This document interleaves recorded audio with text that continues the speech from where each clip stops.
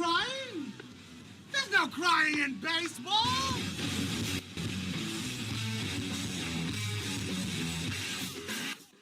Viva Cuba Libre. Welcome into episode number 25 of the Picked Off Podcast, the hardest hitting 30 minutes of baseball coverage you will get all week. I'm your host, Bitter Mike Babbo. With me, as always, the GM in training, my erstwhile partner, Mr. Aric Schuler. Aric, how you doing this week? How we doing, Mike? This is an exciting day. I mean, holy smokes. Man, I'm tired. I'm telling you, Mike, I've been talking about it for multiple episodes here. This is the craziest trade deadline I can remember. Who's a buyer? Who's a seller? Well, guess what? We're all surprised today. Yeah. Oh, absolutely. And I think we're both surprised as to the volume of trades that happened over the last 36 hours. I mean, this was a quiet trade deadline, and I really thought it was going to be a boring one. Until about noon yesterday, and then bam! I thought so too, and today has been wild. Holy and so you know, before we get heated here, before we get into it, right? I want to talk to you a little bit about whether or not you think this activity has to do with the looming agreement between the players and the owners here in the next couple of years, right? Is there a deal where I think the players are going to start putting some pressure on these owners that don't want to go out and play ball? Yeah. Right? And there's been a lot of activity. I'm very impressed with a couple teams. We'll talk about them. Yeah. But teams that I have historically been very critical of for standing pat, right, in an environment where I don't think that you can. Such as? Right, the Mariners. Okay. Right? I love the fact that they're making moves, right? They have been look, no offense to the Mariners fans out there. The Mariners have not been all that relevant in my lifetime. Right. They've had years here and there. Oh, their first 20 seasons, they played under 500 ball. They never had a winning season. Yeah, and so they had some great players come through there. Sure. Right? And so, but where I'm at on it at this point in time is I've really been critical of them in the past of standing pat, primarily because they're in a division that contains a couple teams that I don't really care for. And so I've been uber critical of them. Yeah. And I think they're making moves. I think the moves that they made are going to put them in the driver's seat. I really am a believer. I'm excited about all the moves, but there's been very impressive moves by them. We talked about the Padres. Yeah. I don't know how they're doing it. We talked about the Blue Jays. I thought the Blue Jays, did something. Right. The Reds made a splash. The Reds made goes back to the question: who's the buyers? Who's the sellers? Would have never expected the Reds to get involved, and they did. So I think it's exciting, isn't it? It's exciting, but I also think these owners are getting off their rear ends. Yeah. Right. Trying to make a statement to say, hey, we're here to win, and all these teams are going to be competitive. Well, they're also shedding some payroll, and some of the teams like the Marlins are taking advantage of the talent that they have to see if they can get some hot prospects in the end. Certainly the A's are shedding a couple of really key players in their roster. And I'm disappointed in, again, the A's because they're supposed to be building a new stadium out in Vegas, and they're supposed to be building for the future. And what do? They get rid of their top closer in Mason Miller, and, of course, one of their back end, one of the most consistent starting pitchers in J.P. Sears. We could talk about that later, but, I mean, it's very, very concerning for me. And I really think that your question is a very valid one. Are they really preparing for an impending lockout at the end of the 2026 season, or the strike that the players could implement in August of 2026, right in the heels of the pennant race next year? Because for those of you who don't know, the current collective bargaining agreement, otherwise known as the CBA, between the owners and the players expires December 1 of 2026. So we have one season left after this year to play ball before a new deal has to be hammered out. And as you know, these guys, A, they don't like each other. B, they don't trust each other. They're not partners. They're two scorpions in a room, and they're just like Congress. They kick everything down to the curb or back to the down the line until it's absolutely the last minute. And so some of these owners could be posturing for a potential lockout. Yeah, I think it's boiling over here. Yeah. I mean, you heard coming out of the weekend, right? You heard, you heard Harper and Manfred having a run in the clubhouse. Yep. We could talk about that later too. Yeah, sure. We'll talk about that. But I think it's boiling over here, Mike. I think this is I believe owners and GMs are trying to make it a statement here. Yes. During this trade deadline, where they're going to go out and they're going to try to get relevant, because the last thing that they want to hear going into that deadline is, hey, hey, you haven't worked to be competitive in X amount of years. Right. So I believe they're trying to make a move here. Yeah, certainly the Mariners are, certainly the Rangers are, the Reds are. We talked about them. Even begrudgingly, the Yankees are. They tried to shore up their defense for sure. But so we'll get into that. But going back to the A's are Denny Green, man. The A's are who they thought we were. Yeah, who we thought they were. They're really, the really same every year. Every year that at least when I've been watching this game since I was a kid.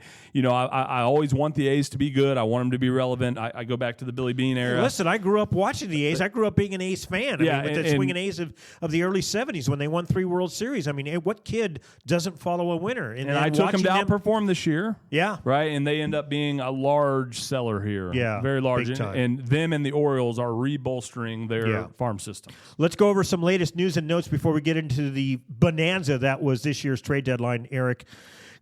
Speaking of one of the teams that ended up being a seller, the Cleveland Indians lost their closer, Emmanuel Clase, at least through August 31st. He was placed on administrative leave. The announcement from Major League Baseball in their Central Park offices that he was placed on a non-disciplinary paid leave through the end of August as they investigate some sports betting allegations. The GM of the Indians, Chris Antonetti, was notified Sunday morning that Clase would be ineligible come the next day. Now, manager Stephen Boat still had him warming up in the bullpen on that Sunday's game against the Rockies, just in case he needed him. And he was allowed to communicate with the team, but he's not allowed to attend any games or enter Progressive Field or enter any of their practice facilities or workout facilities or trading facilities or anything like that. So his impact on the trade value basically was off the market, right? No one's going to trade for someone whose future is uncertain. And his earnings this year, a little bit short of $5 million. He's set to earn $6.5 million next year, and $10 million team options for each of 2027 and 2028. So he was a valuable trade commodity for anybody looking for him because he was one of the best closers in all of baseball, for sure, for the last couple of years. He logged more innings than anyone over the last 4 or 5 seasons, except for one player. We'll talk about him later.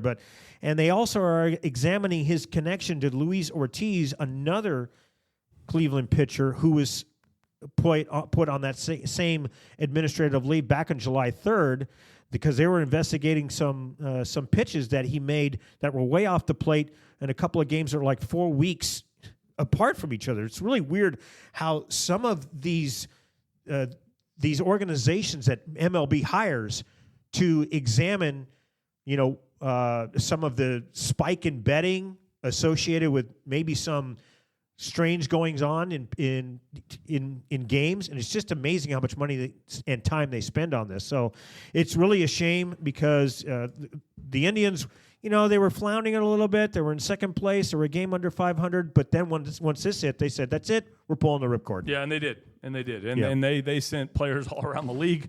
I mean, look, between the Guardians, the A's, and the Orioles, holy smokes, wow. They have cleaned house. And the Twins, too. And the Twins. I don't think the Twins are going to be able to field a Major League roster tomorrow. I'm surprised I haven't got a call yet. Wow. So just a crazy deadline, just a lot of action.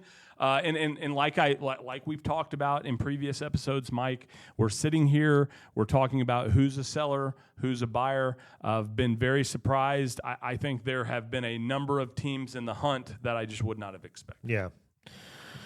Turning to a sad story from the north side of Chicago. This guy was drafted in the 20th round of the 1978 draft by the Philadelphia Phillies and the director of scouting, Dallas Green. And on the eve of the 1982 season, he was acquired by Chicago by their new GM, one Dallas Green, as kind of a throw-in when the Cubs acquired Larry Boa from the Philadelphia Phillies for Ivan De Jesus. Now, Boa was in the middle of a contract dispute, and so he wanted no part of Philly anymore. So Dallas Green got him. Green knew him and said, "Hey, because, he's kind of a malcontent, I want you to throw in this other guy who plays third for him, for you guys." So In 1982, he was the opening day third baseman, but he moved to second base by September of that year.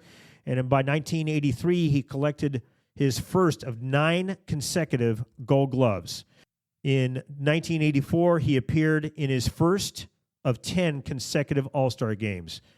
But he was most famous for the game that was named after him. In June 23rd of 1984, his Cubs were down 9-3 in the 7th inning when he hit not 1, but 2 game-tying home runs, both off of future Hall of Fame closer Bruce Sutter. His batting line for that day in this Saturday in June, a nationally televised game by NBC Sports, which by then they called it the game of the world because everybody was watching the game of the week on NBC. He went 5 for 6 with those 2 home runs, 7 RBIs, and 11 total bases. He helped Chicago come back from a 9-3 hole to win 12-11 against the division rival, their hated Cardinals, and it put one Ryne Sandberg on the national spotlight and propelled him to his lone MVP trophy when he hit .314, socked 19 home runs, hit 36 doubles, 19 triples, drove in 84 runs, scored 114 runs, and 200 hits. And he led the team to their first postseason trip in 40 years. Of course, we're talking about the great Ryne Sandberg, the Hall of Fame second baseman for the lovable losers, the Chicago Cubs, who died tragically at the age of 65 on Monday of metastatic pancreatic cancer. He was originally diagnosed in December of 2023. It returned in July. He had a lifetime .285, .344, .452, .795 slash line with 277 home runs as a second baseman, the most ever for a second sacker when he retired. And in 1989, he hit 30 home runs, the first second baseman, I couldn't believe this, the first second baseman in Major League history to eclipse 30 bombs in consecutive seasons. And what did he do for an encore in 1990? He hit 40. He was just amazing. He was a 10-time All-Star, a 9-time Gold Glover, a 7-time Silver Slugger. Top 5 in Cubs history in homers, doubles, stolen bases, hits, runs, scored, extra base hits, total bases, and games played. And he was enshrined in Cooperstown on this day 20 years ago. Aric, we lost a great one on Monday. Absolutely, absolutely. I mean, you don't have too many like this, Mike. You don't have too many like this. And I'll tell you, I think he is defined. Look, the stats are what they are. Yeah. Right? But he was a good dude. Yeah. Right? And he played the game the right way. When he wasn't boisterous. No. He was a lunch pail guy, like we like to say. And I think really what makes this guy, and this happens to players throughout their career, they're really not appreciated, in my opinion, until they get to these points. Unfortunately, and the reason why is because he spent a lot of his career in Chicago. Not a very good franchise while he's there, right? You talked about it, lovable losers. Yep, they only had 2 playoff appearances. And I think guys like Sandberg, and there's a number of others, sure, right, that we could talk about, but they just get lost in the fold. Yeah. They get lost in the fold because they play for teams that aren't very good. They just put up numbers, and what ends up happening is we don't appreciate them until it's too late. Well, because that's definitely the case for me. They're not flashy. Okay, yeah. They're just consistent. Yeah. They play 130, 140 ball games each year. They just don't hit 500-foot home runs, but they just do it year in, year out, and they just do a quiet consecutive years. I mean, they just do a quiet consistency is what I'm trying to say, and it's just amazing. And I'll tell you what, him and Mark Grace, when they went toe-to-toe with Will Clark and Kevin Mitchell in the 1989 postseason against the Giants, against my Giants, I was shocked that we took them in 5 games. Because they gave us all that we could handle, for sure. And I did not want to go back to Chicago. I went there for games 3, 4, and 5 in San Francisco. Well, Will Clark was hitting out of his mind. He hit that grand slam against Greg Maddux in Game 2, and so he was just incredible. And actually, it was Game 1. But Ryne Sandberg, one of a kind. I know that he wanted to manage the Cubs. He went through their farm system as a manager. He didn't get the call, so he went back to Philadelphia to manage for a couple of seasons. Didn't work out well. Ended up going back to the Chicago system. And I think it was very telling on how they unveiled a statue in his honor, and it was in his defensive position, not hitting, but as a defender. Yeah, is it accurate, Mike, that he's so I think there's only been 4 MVPs won in the Cubs uniforms. Is that accurate? I think Ernie Banks certainly. Yeah, Ernie Banks won 2 there. And right? And Dawson. Did Andre Dawson in 1986 when the Cubs were last. Okay. Yeah. Yep. So I think that's it. I mean, all I'm saying, storied franchise. Yep. We lost a heck of a player. Yep. We lost a heck of a man. R.I.P. to you. Turning on to a subject that we have kind of touched on, Commissioner Rob Manfred's roadshow. He's been making his rounds to all 30 major league clubhouses for the purpose of trying to reconnect with the players, because this was in the aftermath of the 2022 lockout. And one of the things that he wanted to do better was reconnect with the players and kind of get more of a partnership.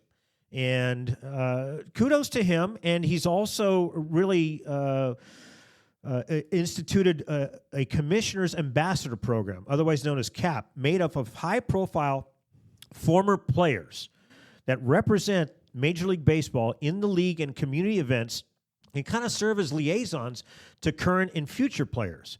There are 19 former big leaguers, including CeCe Sabathia, Ryan Howard, Jimmy Rollins, Dexter Fowler, and they are going to clubhouses along with Manfred, and Manfred is discussing the current CBA and the impending labor negotiations, what's going on, and he's taking great pains to avoid the 2 words that are salary cap. But, I mean, he's run into some brick walls here, and he's run into some controversy, and not the least of which is when Bryce Harper confronted him and literally went nose to nose to him and said, if you want to talk about salary cap, you can get the F out of this clubhouse. Yeah, and look, I understand, and I've been critical of Bryce Harper for a long time. Well, I think he went too far. Yeah, I think he went too far. And so I don't think that helps the case. And what I think Harper really needs to take note of, and I think the players need to take note of this. The first thing I told you when all this news came out, Mike, is that, you know what, I hope the owners stand firm. And the reason why I think that is because right now we know payrolls, we know salaries have gotten out of control. Right. We're all aware of that. It's created less and less parity in this league. Right. We're all aware of that. Right. And what I'm saying is, whenever you are a player that gets paid millions and millions of dollars to play a kid's game, and news like this comes out, it's problematic, Mike. It's bad for your reputation. Talk to me. What's going on? The Yankees have just acquired San Francisco Giants closer Camilo Doval. Now you got a player. Yeah, I'm pretty excited about that. He's a head case, but that's fresh off. Well, I mean, that's fresh off the press here, folks. Yeah. Yeah, that's fresh off the press. But I will tell you, I think we got a hell of a player. But he's a head case, too. A head case in New York, we'll see how it goes. We'll see how it goes. But, oh, man. Because the second you start struggling a little bit, the Boo Birds are going to be out. Yeah, they're going to come after you, especially because if you're not homegrown, they don't give you much of a leash. That's it. But good for the Yankees. I mean, that was a great get. We don't know who goes to the Giants in return. We'll find out, and if we do that before we sign off, we'll let you know. Other deals that were going on. I think the best way that we could do this is going by division. And there's so many moves. We're gonna have to have some rhyme or reason. Yeah. Okay. So we'll start with the AL West. The Houston Astros. They made a lot of moves here. We'll start small and we'll go to the big one. They acquired infielder Ramon Urias from Baltimore for a minor league pitcher named Twine Palmer. Urias was supposed to play third base for Isaac Paredes, who could be out for the rest of the season with his hamstring injury. Houston is still eyeing starting pitcher Sandy Alcantara, or maybe from the Marlins, or maybe Dylan Cease from the San Diego Padres. The 2 big deals for them is that they acquired outfielder Jesus Sanchez from Miami, and then they're bringing shortstop Carlos Correa back to Houston. Carlos Correa waived his no-trade clause only because of the opportunity to go back to Houston. Apparently, the Twins are sending some money back to the Astros. The Astros, Correa's deal runs through 2028 and with some player options, and He's owed $96 million through 2028, and I would imagine that the Twins are going to pick up a significant portion of it, call it 35 million of it. But that's the only way this is going to work. Yeah, because Houston is $1.2 million underneath the luxury tax. They don't want to go money. They don't have the money for it. Yeah, and they didn't want to give up any prospects because they don't have anybody left. Yeah. The coffers are bare for sure. But I will say I'm giving credit's due here. I'm impressed with what the Astros have done this year. Yeah, the way that they're playing. I do believe this is a panic move. Right, I think they're watching Seattle make moves that make them better, and so I'm a believer that this is a move where they're saying we got to keep it going. Yeah, we got to keep we got to keep up with the Joneses because I think Seattle came out and made some moves that make them better at the corners, and I'm a believer in Naylor. I'm a believer in the kid they got at third base, and so I think this is simply a reaction to staying with the Mariners. Well, they have to because ever since they swept the Dodgers back in early July, July 4th weekend, they've been scuffling a lot, not a little bit, but a lot. And they're hoping to get some pitchers back. They're hoping to get Luis Garcia back, but they have to get some help for Framber Valdez and Hunter Brown. And they need some help in that back end of that bullpen for sure. And they don't, like I said, they don't think they're going to get Paredes back. Brandon Rogers is nowhere close. Yordan Alvarez is still just taking, soft swing, soft toss. We don't know when he's going to come back. So they need, like you said, they need to hold serve with the Mariners and the Rangers because the Rangers are starting to play a lot better. Yeah, the Rangers are playing better, but I'm still at a point, Mike, where I'm calling this 2-man race now. I think it's the Astros and the Mariners. I think they both went out and got substantially better here. Yeah. And at the end of the day, the Rangers did just pick up Kelly, but going back to my, we talked about this right before we hopped on, is I just don't think that's what the Rangers needed right now. I'm not saying they didn't need some depth. Yeah. But they got one of the best pitching staffs in the league. They do. Right? And so I would have rode that horse until she bucked me, and I would have gone out and I would have got some additional bats. Yeah, the only thing with that is I watched the Giants ride their pitching staff April and May, and now all of a sudden they had some injuries and they had some ineffectiveness, and now they're just a bad baseball team. Yeah, right? yeah. So, I mean, that's true. It could go the other way, but you're very close to being a seller if you're the Rangers anyways. That's true. Speaking of the Mariners, we did talk about them acquiring first baseman Josh Naylor about on Monday, I believe, from the D-backs for rookie left-handed pitcher Brandon Garcia and a pitching prospect. Naylor, he's 28 years old. This is a rental. He's a free agent at the end of the year, but he's got a great slash line, 292 average, 360 on base, 447 slugging. He's hit 11 home runs. And he's stolen 11 bases too. So that's surprising. Yeah, but more importantly here, Mike, clubhouse guy. Clubhouse guy. Absolutely. And when you're dealing, look, these franchises like Seattle. Okay, these franchises like Seattle, like Tampa Bay, right? They haven't had a ton of success. Right, and when I say a ton of success, I'm talking about teams like the Yankees, right? Teams like the Dodgers. They're not perennial contenders. Those guys are perennial. They have tons of success, right? And they have a lure when they walk into the doors of those clubhouses. Things are different. Right. And so I think veteran leadership, great clubhouse guys are good for teams like Seattle. Yeah. Right? He's going to show up there. He's going to be a very steady character for them as they come down the stretch. And I think that's what they need to compete in this division. So I'm excited about Naylor. I loved Naylor before the season started. I love him now. You did. I wish the Yankees would have made a move for him because they need a first baseman too. Yeah. And so they didn't. But I'm going to tell you, Seattle, I think, cleaned up. Well, speaking of another clubhouse guy, they reunite with third baseman Eugenio Suarez. This has been the worst-kept secret in baseball. When is he going to go back to Seattle? He does. The D-backs get rookie first baseman Tyler Locklear and two pitching prospects, but Suarez has been a model citizen throughout. He's been saying the right things. He said, look, this would be a real bummer if I left Arizona. He loves Arizona, but good vibes only is the mantra in Seattle, and he goes back to the Northwest, and he's ready for it. I mean, good for the Mariners, for them. And those guys are going into great situations, Absolutely. Mike. They got a team that's playing pretty good baseball. Yeah. They're in their division, and so I think this is a great move. I'm impressed with Seattle because I've been very critical of them in the past about standing pat in a league where I don't think you could do so. The Angels made some moves. Look, kiss your sister. Come on, man. I mean, they're hovering around 500. They're a pain in the neck. Right, yeah, they agree. took 2 or 3 from the Rangers. They didn't. I mean, the Rangers. That was the last thing they needed, and they picked up Andrew Chafin, a solid reliever, and Luis Garcia from the Nationals for left-handed pitcher Jake Eder and an infield prospect. Chafin In 20 innings of pitch, 20 innings pitched, he's pitched to a 2.7 ERA, but only a 20.5% strikeout rate and a very high walk rate. But he's going to eat up a lot of innings for you. Mike, for me, this is a difference in philosophy. Right, that's all this is to me. And well, they've never had good pitch. No, I understand. So what I mean by that is, look, if I'm the Rangers, if I'm the Angels, if I'm some of these mid-tier teams, and look, Eric Schuler is about winning championships. Oh, yeah, he is. I'm about winning World Series. If you are not trying to go out and win a World Series and you're not going to put yourself in the thick of it to win a World Series, sell it. Yeah. Sell it, and put yourself in a position to be a World Series competitor. And right now, I just think moves like this, kiss your sister. You heard me say it. Yeah. I'm not saying that I don't give them some credit. They're out there, taking some swings. But I'm just saying they're not going to compete for a World Series, man. Yeah. So go out, sell some pieces, and make your team better for the future. And I just don't know if the Angels are doing that. The Rangers made a couple of late moves. They acquired a reliever, Phil Maton, from the St. Louis Cardinals. In exchange, the Cardinals will receive pitching prospects Mason Molina and Skylar Hayes.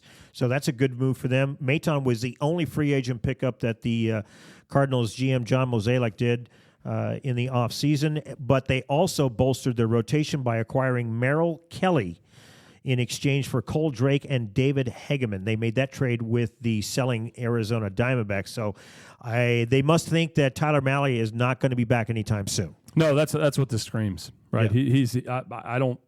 Do you think he comes back this season? Maybe September. But we're not hearing much from him. Yeah, So radio silence. Yeah, that's really unfortunate. Turning to the AL Central, the Detroit Tigers were very, very busy bolstering their bullpen. They acquired, they acquired starting pitcher Chris Paddock from the Twins for catching prospect Enrique Jimenez. They also get a minor league pitcher Randy Dobnak. The Twins also get a minor league catching prospect. They acquired Kyle Finnegan, the Nats closer, for 2 pitching prospects. Finnegan has 108 saves over the last 5 seasons, so he's been a dog. Yeah, but the numbers have been trending down a little bit. But so I think most likely this will be a middle relief or a setup guy. And they also acquired a former closer, Paul Sewald, from the Cleveland Indians for a player to be named later or cash. He's a 35-year-old. He spent time as the Seattle closer for the better part of 2.5 seasons from 2021 to 2023.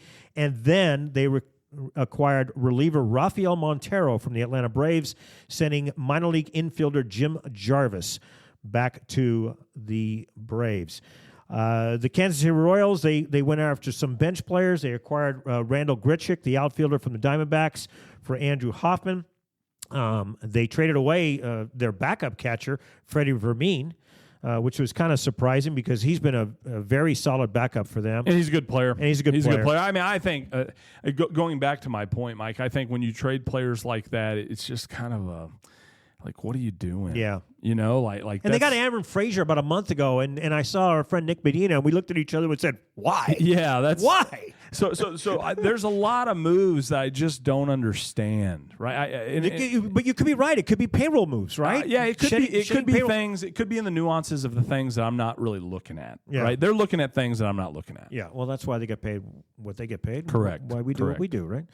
Turning on to the AL East, your Bronx Bombers. Up until about 2 minutes ago, 30 minutes ago, it was pretty boring. But look, I like the acquisition of Ryan McMahon. You may not like it, but he's a solid defender, and pitching and defense wins championships, Eric. You and I know this. We agree on this, and Ryan McMahon is a solid defender. Do you expect him to hit 40 bombs? Of course not, but you expect him to pick the ball up. Yeah, this has been a problem for the Yankees for the last 2 or 3 seasons. Yeah, we do talk about this a lot. I mean, you earn your at-bats in the field, and McMahon's going to do that. He's Gold Glove caliber third baseman. So it's not that it's just. I don't know. I like you got no flash in this, man. right? I like a big splash. I do think Cashman has lost a step. He's not the look. I don't know. I don't know about the Yankees. I read an article today. The Yankees are a good ball club, but that's not enough. It's not enough. And look, I'm in that camp, right? I have high expectations for the folks in pinstripes. And so I know a lot of their fans do. And so Cashman has to get on board with that. And he's got the toughest job in baseball. I don't care what anybody says. He's got the toughest GM job in no baseball. Question about it. Because he is getting pushed around by the fans. He's getting pushed around by his ownership. He's getting pushed around by the media. And so he's got a tough job. And so I give him a lot of credit for going out there and doing what he needs to do. We'll see if these moves that the Yankees make pay dividends. But right now, the team in first place in that division is not sitting still, Mike. No, they're not. The Blue Jays are very active as well. And going back to my point, I'm giving credit where credit's due. That's a team that usually stands pat. They're making some moves. Look, they're rolling the dice here. I mean, they're trading for Shane Bieber, the starting pitcher for Cleveland, who was a 2020 Cy Young Award winner for the American League. But he's rehabbing his Tommy John surgery that occurred late April of 2024. He's owed $10 million this year. He's got a player option for $16 million for next year, which he most likely will pick up. There's some reports that he could be back by late August, September. But I mean, this is a really, really risky get because they gave up a top pitching prospect in Cal Steven. They were really, really high on him. The Blue Jays were. I like the fact that they're doing this, but because they struggled a little bit with their pitching staff. Of course, yep. They did acquire Luis Varland and Tyre France. They're giving up Kendry Rojas and outfielder Alan Rodon. They also got Dominguez. They got Dominguez, Randy Dominguez. They got him in the middle of a doubleheader. I mean, all the guy had to do is just back up, go across the field from one dugout to the other. I thought that was cool. They saved up on the airfare for the other team. Yeah, for sure. The Twins, I mean, I guess the first sale sign is open with the Twins. We'll get back to them. Yes. I mean, but I will say that the more telling picture here for me at the trade deadline is really, could you imagine, Mike, had Cashman not done anything? Oh, they'd burn the place down. They would burn the place down. They'd burn it down. Pitchforks and knives and all. Boston did practically nothing. No, they got Steven Metz. Okay, got Steven Metz. Okay. I mean, look, he's decent. Yeah, but he's kind of he's been injured. He's dealing. I'm just saying, if the Yankees went out and got Matz, and that's all they did. Boo. Yeah. Ooh, oh my gosh. And who knows? Maybe Beantown fans are really just up in arms about this with Heim. Maybe. I mean, maybe. But I think they are playing for the future. I think the Sox have a good young team. Oh, they're deep. Yeah, they're deep. They're deep in position players. I would tell you, if we're talking about winning a World Series this year, let me be clear, everybody out there, I am talking about winning a World Series this year. That's what I want. That's the desire every year. What do we want? Prospects or parades? Yeah, but that's Give me parades. That's right. But I will tell you, it looks like the Red Sox aren't going to do a whole lot, and I think that kind of says that maybe they're not trying to win the division this year. They think they're ahead of schedule. Maybe they think, on the heels of that 10-game winning streak before the All-Star break, that they got enough. Yeah, they very well could. They very well could. Craig Biasau may go into his clubhouse and say, you know what, guys, we're going to roll with everybody that's in this room. We have confidence. And you know what? Sometimes that works. And it might work here. But that's something I'm taking away here. Yeah. The Red Sox kind of being quieter than I would have expected. Yeah. Because I think they get a couple veterans in that locker room, they could skyrocket and go to the moon. Yeah, that's true. I think they're just waiting for their youth to just go ahead and blossom. Yeah, and they got a great manager. Yeah, exactly. Turning to the NL East, blockbusters abound. The Mets beefed up their bullpen. They acquired setup man Tyler Rogers from the Giants for 3 prospects, including 2 of their top 15 prospects. Outfielder Drew Gilbert, right-handed pitcher Blake Tidwell, and Jose Buto. He's a major leaguer. He's bounced in and out of the major leagues. Tyler is a free agent in 2026, but since his call-up in 2019, he has logged more innings than any pitcher in baseball. Hidden stat there that not a lot. I guarantee you the Mets knew. There's a lot to be said for ringing the bell, or answering the bell, I should say. In this league, absolutely. We talk about it a lot. There's a lot to be said showing up every day and going to work. Right. Now, his average fastball is 83.3 miles an hour, so he's not going to break a plane of grass. But the thing is that he's got that submarining sidearm motion that sits about 1.5 feet off the ground, and he is a tough at bat. I'm telling you. Yep, for sure. And so with that 2.74 ERA in that span since he's been called up, including 1.8 ERA this year, and he's allowed only counting three home runs all year round.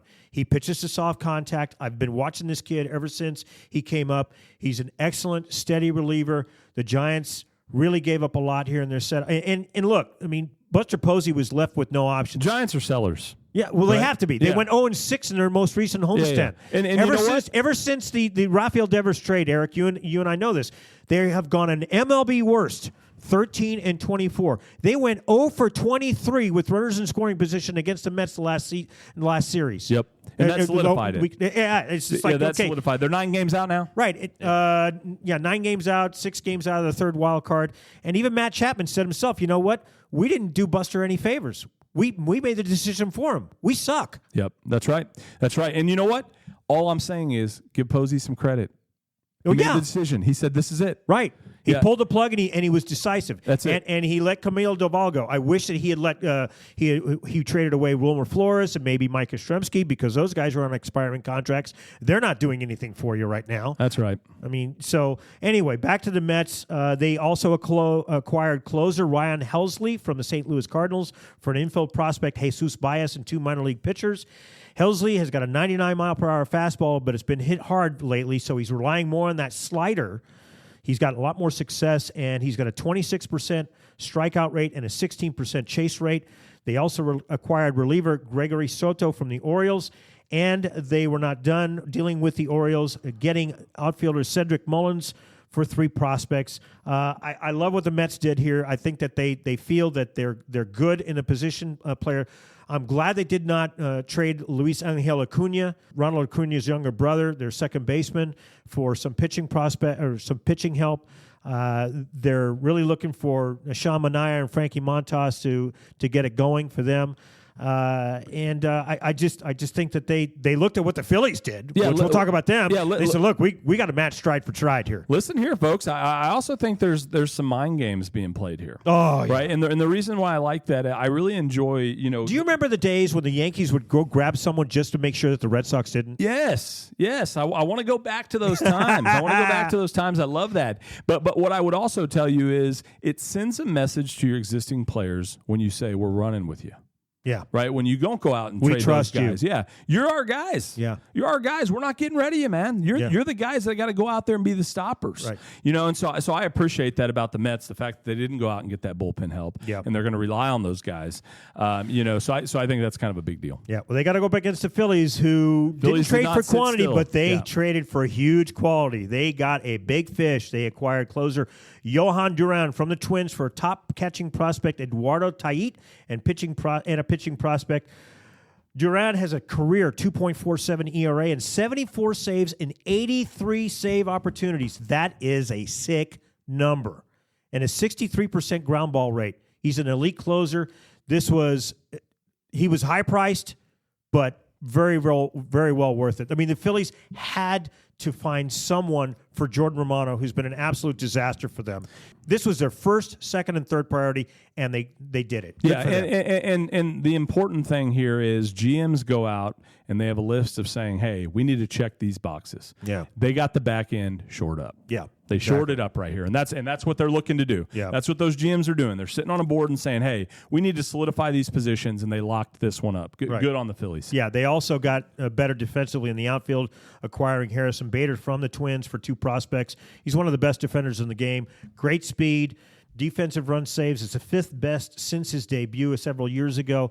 He's gonna patrol center field and also give Nick Castellanos some break out there because Castellanos doesn't have the greatest range in the world. Yeah, I like Bader a lot. I would tell you the only thing I think the league or teams that have Harrison Bader on their team, they need to get him a little bit more creative at bats. Yeah, he's got great speed. You got to figure out a way to get him on base. Right. I think you need to put him in a little bit, show him different looks at the plate. Right. Have him, maybe slash for a single or, whatever it is, but you got to get that guy on base because when he gets on base, it pays a dividend. Yeah, and as much as I love his hair on fire mentality, you got to get him to slow it down a little bit because sometimes he likes to run into walls. Correct. And next thing you know, he's out for a month. Correct. He needs to be more strategic. Absolutely. For sure.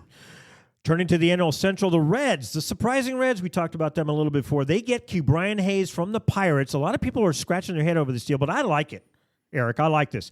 Taylor Rogers was with the Reds. Guess what? Just about 20 minutes ago, he got traded to the Cubs. So he's been traded twice in the last 24 hours. The Pirates also got a couple of one other prospect, Sammy Stafura, and some cash. Brian Hayes is an elite defender, but he's battled some injuries since signing that team-friendly 8-year, $70 million deal in 2022.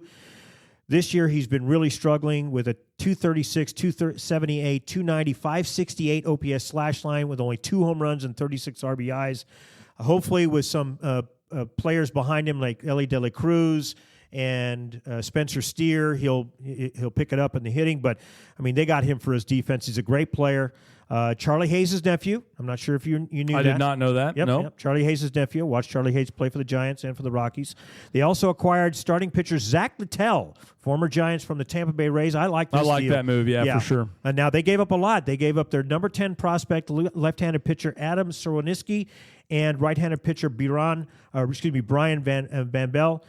He's a former setup man for San Francisco, but he started 22 games with a 3.58 ERA and a 1.12 WHIP.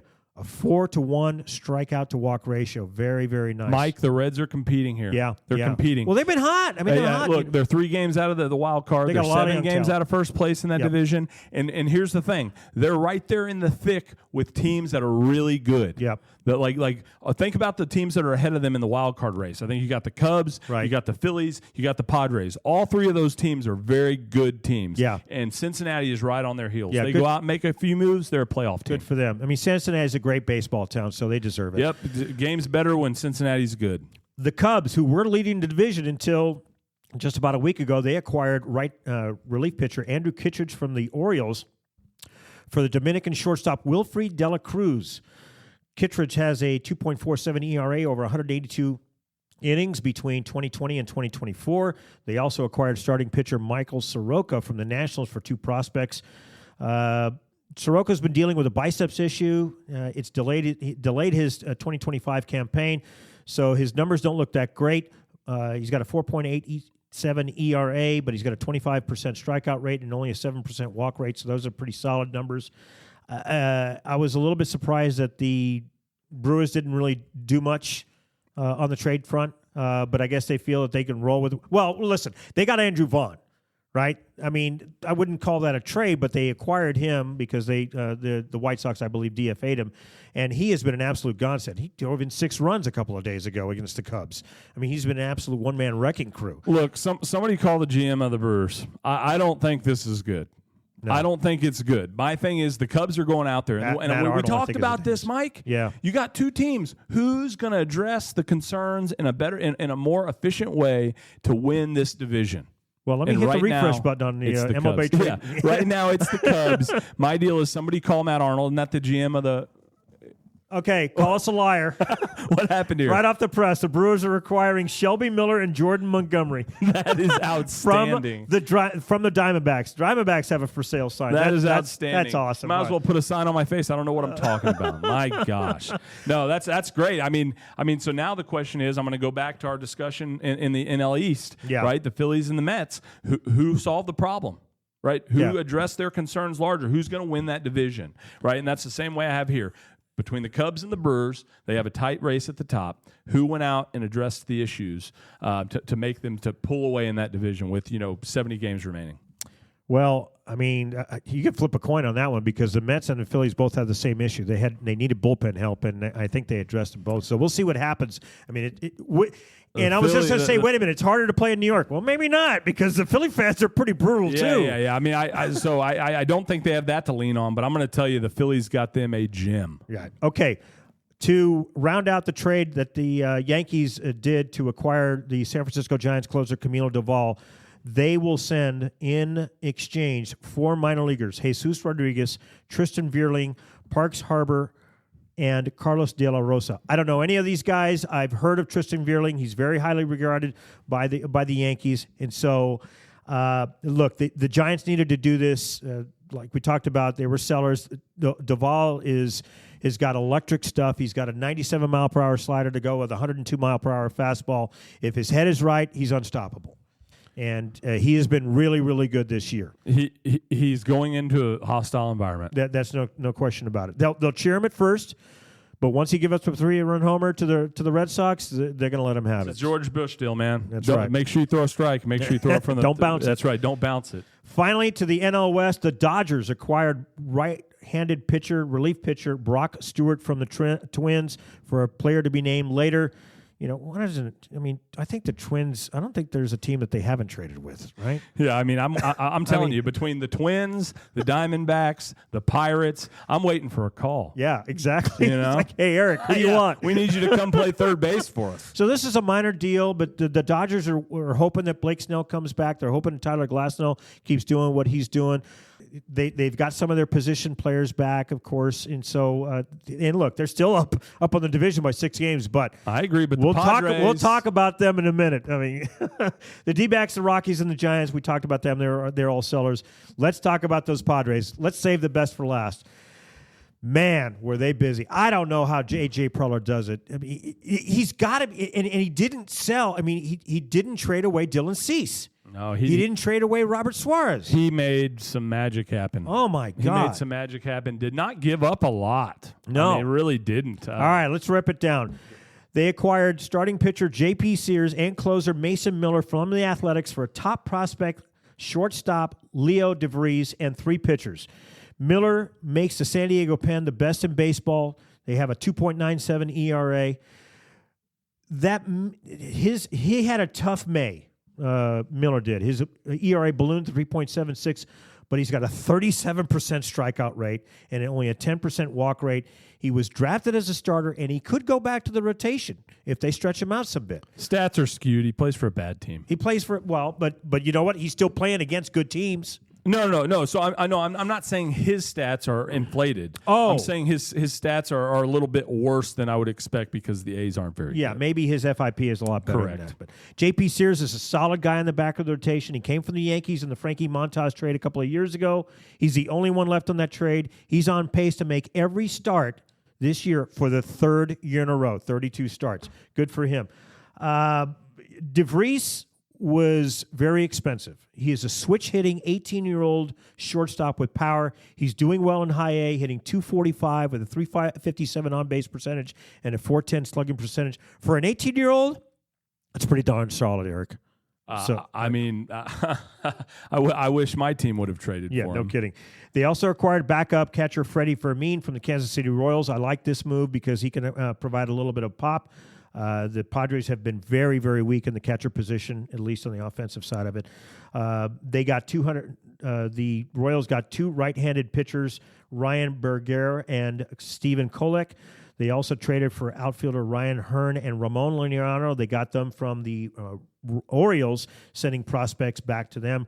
O'Hearn's a rental. He's owned $8 million this year, and then that's it.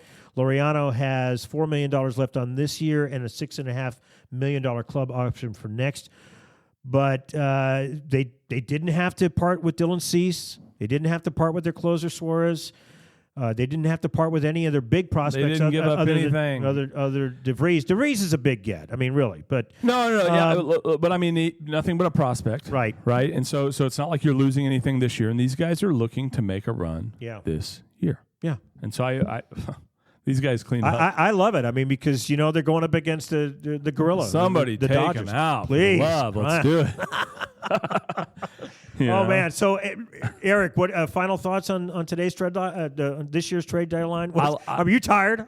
No. My head hurts. So I will tell you, I love it. I love it. And I will tell you, love to see the Reds getting in the mix. Love to see that deadline deal from the Brewers. Yeah. Right. I'm just the Yankees, I'm right? excited. I mean, are you happy about the Yankees? What they did? They came into the finish line. Be. Yeah. They shored some things up. I will tell you, I'm just excited about the number of teams that came out trying to compete. In this year's trade deadline. Yeah. I'm impressed by that. Really, you can count the number of sellers on one hand. Which is really impressive, and that's why it was so crazy. That's what's so surprising too, because it was so surprising because we didn't know who was going to be a seller. I know. I know. We didn't know the Diamondbacks are going to be sellers. We didn't know the Twins were going to be sellers. I'm telling you. We had a feeling about the Twins. Yeah, we had a feeling about the Twins. We had a feeling about the Orioles. Yeah. Right? I mean, but I will tell you, I'm impressed with the number of teams that went out and made deals. This is the most active trade deadline I can remember. Dare I say, this might be our second favorite day of the baseball season, right? Oh, yeah. Right behind opening day? Right behind opening day, for sure. I mean, this is what else are we going to talk about? Exactly. You know? So. Turning to this weekend's matchups, we got 3 of them we're looking at, Aric. The Detroit Tigers, fresh off their acquisitions, travel to the city of brotherly love and face the Philadelphia Phillies. Jack Flaherty goes Friday night. He's 6-10 with a 4.51 ERA against Ranger Suarez is 8-4 with a 2.59 ERA. The Tigers have a 9-game lead in the Central, but that lead was as big as 14 as of July 8th. Since then, they've gone 4-12. They're really struggling. The Phillies, a half game out of the NL East lead, second in the wild card race at 61-46, only 1 game above 500 since the end of May. They don't face anyone in their division, the Phillies do, until August 14th when they travel to the nation's capital and face the Nationals. Aric, what do you see up here? This is a chance for Philadelphia to at home, right? Yeah. You need to make a statement here. You just had a nice little trade deadline. Okay, go in, make a statement, take 2 of 3 or sweep them, right? And you're basically telling the Mets, hey, we're here to play, and we're here to try to win this division. Yeah, Detroit's leaking oil. It's about time you take advantage of the guy that's down. Detroit is leaking oil. That's a great way to say it, for sure. The Houston Astros, they travel to Beantown and face the Boston Red Sox. Friday is Hunter Brown at 9-5 with a 2.54 ERA. He will go for the Astros. The Red Sox have yet to announce a starter. The Astros have hit the skids since sweeping the Dodgers in L.A. over the July 4th holiday. They are 7-12, scoring 3 runs or fewer 10 times in that stretch. The Red Sox, after a dreadful 11-17 May, they righted the ship in June, going 14-12, then took off in July, going 17-7, including a 10-game win streak in the eve of the All-Star break, thanks to a pitching staff that allowed 3 runs or fewer 14 times, going 13-1 in those games. Aric, how do you see this? Houston's inability to pull away made Seattle what they are. Yeah. Their inability to pull away. And look, they made them do the deals. That's right. They made them do the deals. We're still in this thing. Yeah. We're still in this thing. And so my thoughts are, I think Boston's running with it. I think they're riding going. high. Yeah, Houston's going to be on the road here. I like Boston in this series. And Alex Bregman gets to face his old team. I like Boston in this series. They take 2 out of 3. Yeah. I think Boston takes 2 out of 3. I like that. Finally, the big series actually starts on Thursday. Love this one. Texas travels to Seattle. This is in the middle of a 7-game road trip. They went to L.A. They lost 2 of 3 to the Angels. Kumar Rocker goes on Thursday night. He's 4-4 with a 5.73 ERA. George Kirby will answer for Seattle. He is 5-5 with a 4.50 ERA. Friday is Jack Leiter, 7-6 with a 4.09 ERA versus Logan Gilbert, 3-4 with a 3.36 ERA. Both teams sit at 57 and 52 at the start of Thursday's play. This is the final series, Aric, between these 2 AL West contenders. Seattle holds the decided edge right now at 7-2. The Rangers' July was the first month with a winning record at 16-8 since they went 3-2 in March. Seattle, on the other hand, they have a revamped corner infield. We talked about Suarez. We talked about Naylor. They will look to bolster that offense that is above average but needs to keep up with the surging Rangers and the Astros. Aric, talk to me. Hear ye. Okay? If everything goes the way it's supposed to go here, okay, this weekend, okay? Yeah. Houston's going to go on the road, play Boston. They're going to, they're going to get beat up a little bit. Texas is going to Seattle. Seattle takes care of business. Look in the rearview mirror, Houston. Seattle is coming. They're getting larger. That's my call. That's it. I love it. Aric, anything else? That's it, man. I'm telling you, this is a crazy trade deadline. What man. a great week, huh? What a day. Absolutely. I mean, it was I'd love to see the percentage breakdown. I think 95% of the deals got done in the last 3 hours trade deadline. Yeah, I think so. I'm telling you, it was hot and heavy the last 36 hours. It was crazy. Here I am bashing on the Brewers, and they're out there making deals while I'm sitting here bashing on them. And calling us liars. Yeah. That'll do it for this episode of the Picked Off Podcast. Next week, Aric and I will continue our trip around the major leagues as we step into August. The dog days of summer are upon us. We will discuss the latest news and handicap the sleeper team from each league that could really pose a problem for title contenders. We want to thank you all for listening in. We also want to thank you for your feedback. We want to make this show better because we do it for you. You can catch us every week on Apple, Spotify, Google Play, or wherever you get your podcasts. You can also follow us on X at The Bitter Mike or on Instagram, BitterMike1963. Time is precious, so we appreciate you spending some of yours with us talking the great game of baseball. Have a great weekend, everyone. See ya. See ya.